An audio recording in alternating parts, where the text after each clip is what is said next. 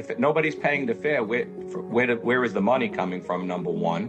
And second to that, if they attempt to even ask them to pay the fare, there could be a vicious altercation. And as you see every single day, our operators, both in buses, trains, and anyone that interfaces with the public, are, at risk of getting, maimed potentially. But once you make something free and you give people a feeling of entitlement, and then the mayor says that he wants to make buses free, you have a perfect... So we've spoken quite a bit about DSA characters on the campaign trail, but I think it's important to also highlight those currently in office. Let's examine how these people actually govern, because one of the aspects of Zohran Mamdani's mayorship we've dunked on a couple times throughout the year was the fact that he has famously failed to fulfill his promise of free buses. As a matter of fact, if I'm remembering correctly, I believe that the MTA fares actually increased the moment he got into office, which great job. And I think, by the way, we found out the reason for that.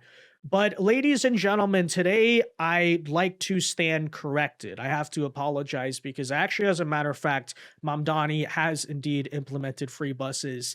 It's just not in the way you were expecting.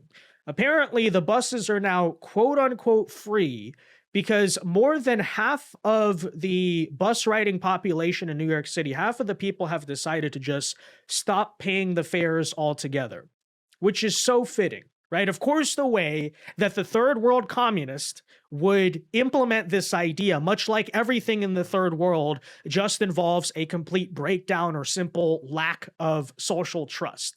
And what's happened as a result since, and by the way, this kind of defines everything about what these people actually believe and what they actually do when they get into office, is as a result, they've had to spike and might have to once again raise the bus fares on the honest people, right? The good people who are actually legitimately trying to take the bus and are paying, so that way they can subsidize the now 50% of the absolute ghetto, third world, lowest common denominators of society who are refusing to pay the fare. But folks, is that not explanatory of everything these people actually do? We've highlighted many times that when Democrats say the word affordability, we need to understand they're not talking about you. They're not talking about normal working and middle class people. No, actually, the affordability agenda, as you're seeing right here, right? This is literally why you can't have nice things, is because they instead are going to literally steal from the middle class via increasing prices, via taxing you more in order to, yes, provide that to their voting base, which ultimately in many ways involves the absolute lowest common denominators of society, that being ghetto, again, third world, many cases, literally just illegal aliens and stuff like that, who they get everything essentially free, right? And that's what they're doing. And basically, to make a long story short, what's going on now in New York City is that because certain populations of the city, who I think you could expect, have now the belief that the buses are free, even though they're not, right? Because they just heard, oh, Zohran won free buses.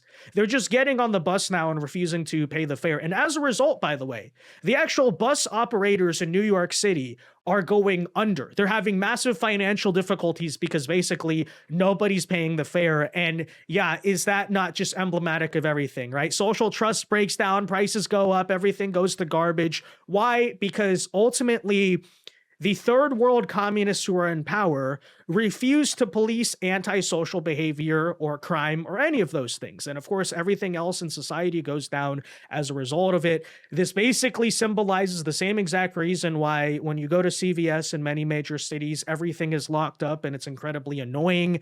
Why we have to live in this kind of security state almost, where there's surveillance cameras everywhere, flock cameras, stuff like that. People love to complain about this stuff, and I totally understand where that's coming from. I don't like living in a police state either. I don't want to live in a society where there's bars on every window and everything's this anti-theft mechanism. But ladies and gentlemen, that's what happens when you allow social trust to erode and when you enable, encourage, and incentivize antisocial behavior, which really is what this kind of DSA third worldist agenda is ultimately about, right? That's where it really hits you personally in your life. We can have these abstract debates about things like, oh, is taxing billionaires better for the economy? Does Medicare for all work? Answer, both of those is no, right? That's not a good thing. But really, if you want to wonder How does far left policy affect me in my daily life? It's stuff like this right here, right? It's the very tangible things of, I now live in a low trust, crappy society and I'm paying the price for it. Oh,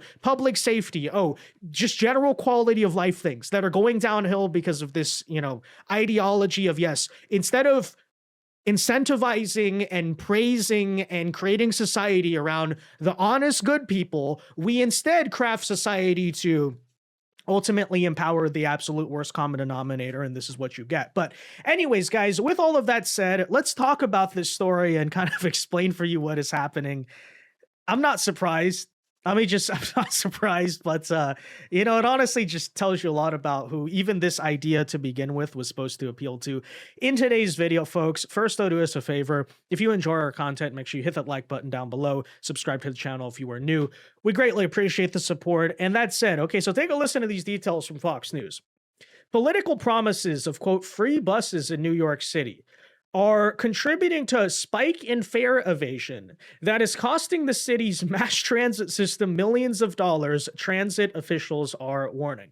So yeah, basically a bunch of low IQ individuals who you could maybe, expect who those are, I now believe the buses are free. And so they're, yes, just storming onto the buses. So ridiculous. In July, the MTA chairman blamed political rhetoric for fueling fare evasion, though he never mentioned Zohran Mamdani by name. And so apparently I'm not making that up. This is a real thing that's been happening. You got people who get on the bus and they're like, what? I got to pay? It's free, man. And then they just, get on it anyway because they're like, screw you, it's free. And, in total fairness to the bus driver, he doesn't want to get stabbed or shot, okay? Because as we've explained many times, by the way, the worst aspect of free buses is not how much it's going to cost. I mean, yeah, that's a concern. The worst aspect is public safety, right? It's the same thing with, you look at instances of violence on subway trains and stuff like that. Where is that primarily coming from, right? Where's the crime and the just general squalor coming from? It's those who evade the fare, okay? That's the entire point. And so, yeah, we speculated, hey, if you're going to have free buses, you just have homeless people living on it, vagrants, and you know how these people are going to act. But it was hilarious because if you remember, even on the campaign trail, does anyone think back to this? When Mamdani tried to make the argument that free buses would reduce violence on buses because when there's no fare, there's less instances of like confrontations with the bus drivers, to which I say, wait, so you just admitted those who are really clamoring for the free buses, because let's be honest, the buses are not that expensive, but what's the point of the fare to begin with to an extent, right? It's just to keep the absolute lowest common denominator antisocial individuals off. And Mamdani's argument, instead of saying, hey, people who assault bus drivers should be thrown in jail and locked away the key, okay, they're not contributing or functional members of society. No, if we just let them on the bus with the ordinary passengers and then nobody gets into a fight, then this will reduce instances of violence, right? Because the real problem here are not these people who are trying to evade the fare to begin with. The problem is just, affordability or something. And that, that's why they're just punching and stabbing bus drivers. It's not because they're just ghetto, violent, whatever. It's socioeconomic factors, right? They're that desperate because they need to afford this bus to go to the job that they're not working. Like, what are you talking about, right? But, very, very fitting too. So then now I'll kind of keeping on that note, how is it much of a surprise to find out? Yeah, the people just like getting on the buses anyway and saying F you. Yeah, it's sort of the people that Mamdani here said it would be making things safer for. And no, in reality, it's kind of just making the buses worse. But anyways, there's, quote, a trend that broke out, he told reporters following a meeting of the MTA board, according to the New York Post. With malice towards none, I say all of the talk of free buses, it has an impact. Well, gee, you don't say. The MTA reported that bus ridership fell nearly 8% in June to the same month last year. I wonder where that bus ridership is sort of falling from. Could we guess it's maybe normal people who just are now terrified of the situation on these buses? I'm not sure. But here you go. So during Mamdani's first 6 months in office, bus fare revenue fell by $31 million compared to the first half of 2025. So that is a pretty sharp decrease ever since he got into office, right? And the reasons here are not much of a mystery. Agency estimates now show that nearly half of the bus riders are skipping the $3 fare. which is crazy to think about, right? It's one thing to say, oh, 5 to 10% they're skipping. Half of the people riding the bus now skipping the fare. And folks, considering the financials of this, and this, by the way, is how it actually comes back to your wallet in the end, who might, first of all, just straight up need a taxpayer-funded bailout? It's going to be the MTA because they're hemorrhaging money. And the mayor clearly won't do anything to stop it. He won't do anything to, he's just saying it's not a big deal, whatever, right? So that's something to consider. But also, if you're a person in New York who actually needs to ride the bus because you have a job and you're a functioning member of society, and obviously nobody can drive in New York, so you got to take public transit, okay, totally get it. And you're the honest one. You're paying. Now you're being punished. You understand? Now you have to pay more because, ghetto idiot over here, number 1210, wants to once again skip the fare, right? And, it's funny because you'll kind of maybe have conversations with certain people when we get pissed off at things like, say, I don't know, shoplifting or fare evasion, right? It always goes back to the same concept. Oh, what's the big deal? The city is rich. CVS is rich. What difference are we making, man? Why are you making such a big deal of this? Well, here's the reason why. I'll just be honest. In my life, I've never done those things. I mean, even as a teenager, right? It's sort of a normal thing, shoplift.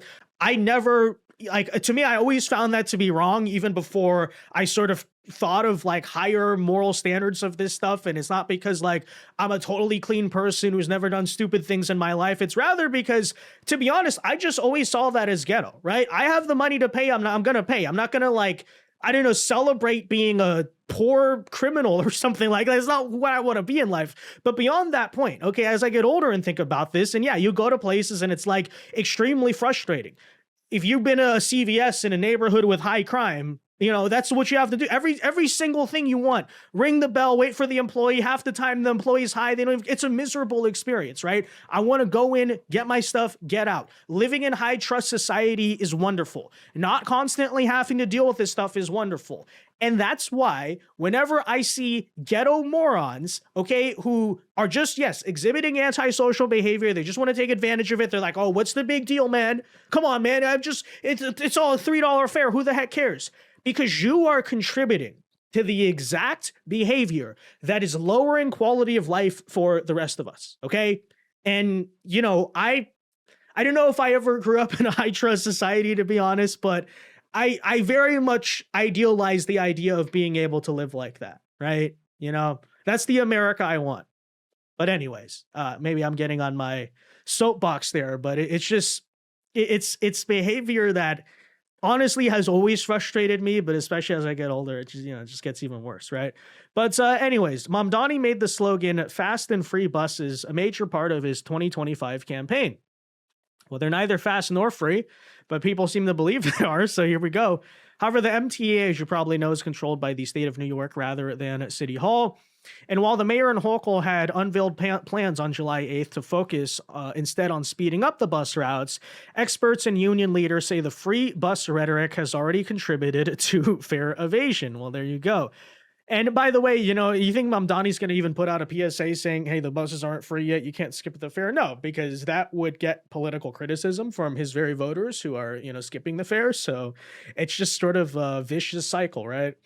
John Chiarello, president of the Transport Workers Union, told Fox News Digital here that fare evasions are now at the worst levels that his drivers have ever seen. He noted that, apparently buses were free during COVID-19. And so ever since they did that, by the way, this is why you just can't give certain populations nice things, because they'll just never stop taking advantage of it, right? Same with EBT, welfare, all of that stuff. Because because the pandemic, whatever, crisis time, as they said, whatever, right? People wanted to do nice stuff. Okay, so during a short grace period, during COVID-19, basically, yes, they went and made the buses temporarily free. And people just never got off of it, right? People just kept on after that, evading all the fares. So that is something that started a while ago. But of course, the MTA spent pretty expensive resources trying to reverse it. And then, of course, Mamdani gets into power and all that progress is more or less effectively erased. Quote, once you make something free and you're giving people a feeling of entitlement, and the mayor says he wants to make buses free, you have a perfect storm of people not wanting to pay. But here is the thing as well, right? I don't think this is actually just a general rule for all humans. It's just a general rule for low quality people, right? Because, for example, you and I mean, I don't know you all, to be honest, so maybe not. But for example, when someone does a favor for you, this is the difference between, we'll call it a civilized mindset and an uncivilized mindset, because that's all there really is to it, right? Someone does something nice for you. They give you something free. They do you a favor, whatever. What do? We try to take it humbly, right? How does this work in, let's say, let's pick a very high trust society, Japan, right? Oh, thank you so much for the favor. It's a great honor. You try to pay them back. You try to be respectful for it, right? Maybe even go buy something from the store if they're giving you a sample, because, hey, it's just whatever, right? But that's sort of how it goes. Okay. So there are actually certain people who don't want to perpetually live out on handouts. Maybe they'll ask for a favor if they really need it, but it's like, hey, I'll pay you back for this. I'm very grateful. But of course, we have very high subsets of people with the uncivilized mindset, we'll call it, where that is the thing, right? Oh, you're paying for my life. Oh, I don't have to have agency or like do things, right? I don't have to be a free person in a free society. I'd rather have that. So, there you go. So just to be clear on that, right? I can't stand when people say, oh, anytime you give someone something free, then they're going to get addicted to it. No. When you give certain people and certain populations something free, then they're going to go, right? You understand? Like not all people are like this, but yes, people of certain character, okay? That's how it goes. And it just so happens, by the way, for example, when you go to, let's say, low trust countries, third world countries, et cetera, you'll notice this attitude, the attitude of entitlement, is a lot more common than, say, I don't know, let's go back to Japan, right? So, just something to consider about that. But still, regardless, there you basically have it. Of course, union rules strictly instruct bus operators not to confront fare evaders for their own safety following past violent attacks on bus drivers, which again, I totally understand, but it's also kind of a question of, okay, so the innocent civilians on the bus who actually pay their fare, they have to now be subject to these violent criminal individuals, and no one wants to stop them. No one wants to say, actually, the fare evaders are the problem, right? Like, let me actually put it this way. I know everyone loves to LARP and say billionaires are bad and all this stuff. When we really break down what most damages quality of life for ordinary Americans in this country, I'm sorry, is it Elon Musk? Is it the billionaires? Or is it actually what we'll call the fare evading class, right? Do I have to lock my door at night because of Elon Musk? Do I have to, again, am I not able to go to CVS without it taking 30 minutes and pressing all these buttons because everything's locked up? Is that because of Elon Musk and the billionaires, or is that because of the fare evader class who strongly exhibit antisocial behaviors and no one wants to do anything about it, and it's encouraged and more or less de facto decriminalized? And that's the problem with my life, right? Is living in is housing, by the way, here's another one, right? Is housing expensive in this country because of billionaires? Or is it because in order to live in a safe neighborhood away from the fare evading class, you have to pay a premium, right? Everyone always complains. It's like, oh, why does America have so much suburban sprawl? Why, can't we have walkable cities and mass public transit? For the record, in an ideal world, I actually support all of those things. Okay, I think that those are good things to have. All right, I know that's controversial with some people, but the reason we can't have those, you understand, is because it would just be completely dangerous and unsafe and unlivable because of the fare evading class. So just something to think about, right? Socialists and communists love to go out and say it's the billionaires. That's why your life sucks. So let's empower the fare evading class instead. Let's give them more stuff. Let's do more favors for them. And, I think that actually just makes things worse. You know how this goes, right? So, anyways, Yeah, to make a long story short, the article then goes on here to basically point out, they're going to have massive financial issues and all this. They are having massive financial issues, and, there you basically more or less have it. But, there you go. Okay. This is the reality of what happens when you elect these people, especially in putting them in charge of local government. Yeah, social trust breaks down, public safety incidents massively spike, which of course, Mamdani's been kind of almost bailed out by the fact that the establishment Democrats forced him to keep the existing NYC police commissioner in place. But we see how this stuff goes in many other major cities. Okay. A very famous incidents of a lot of this type of repeat criminal behavior happening. If you remotely are anywhere close to most of our major cities, you know all about the fare evading class and the way in which it decreases your quality of life. And, you know, there you have it, right? And of course, when you elect fundamentally third world communists to come in and kind of third worldify your cities and your local areas, this is what happens, right? This is the logical consequence. This is the outcome you are going to get, right? Social trust is completely gone because we're not a first world country anymore. So there you go. That's how it goes. That's the reality. Anyways, though, that said, guys, let me know your thoughts on this in the comment section down below. Be sure to leave a like on this video, subscribe to the channel if you are new, and until next time, God bless and peace.